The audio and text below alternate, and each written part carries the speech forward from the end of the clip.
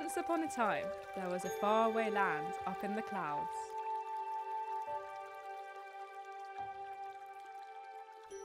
In this land, everything was perfect. The sky was blue, the grass was green, the clouds were white, the trees grew tall, the flowers bloomed. Everyone was happy and loved living in this fairy tale. Until one day in princess school, the fairy teacher was teaching the class.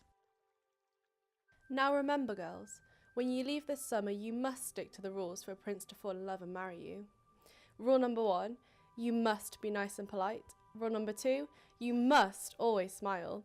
Rule number 3, you must be obedient and do whatever your prince tells you to. And most importantly, rule number 4, you must always have perfect hair and makeup. No excuses. Suddenly, a princess got up from her chair.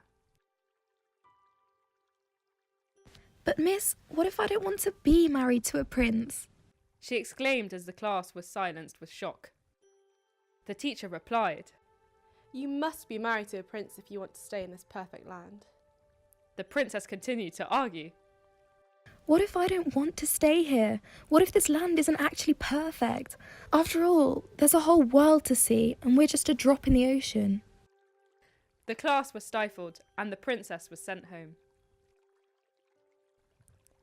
The princess stayed up all night crying as she imagined exploring the world.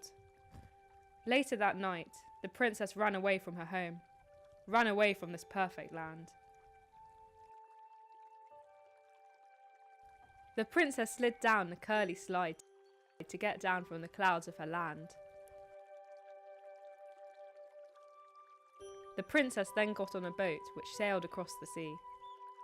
The princess's dreams finally came true as she began her adventure of discovery. Days, months, and years passed, leaving the princess to explore. She met lots of different people, saw new animals,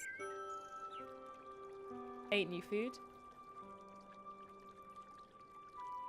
Her adventure continued for many more years, until one day, she met a queen of another land.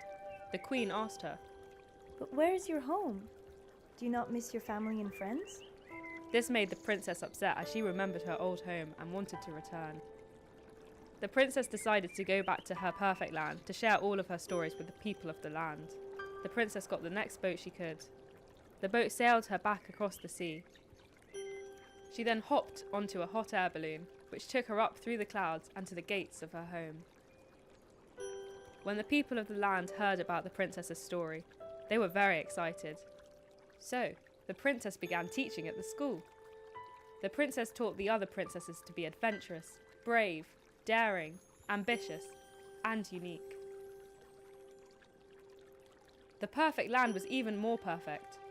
The sky was bluer, the grass was greener, the clouds were whiter, the trees grew taller, the flowers bloomed even more. Everyone was happier, and finally the princesses were not just princesses.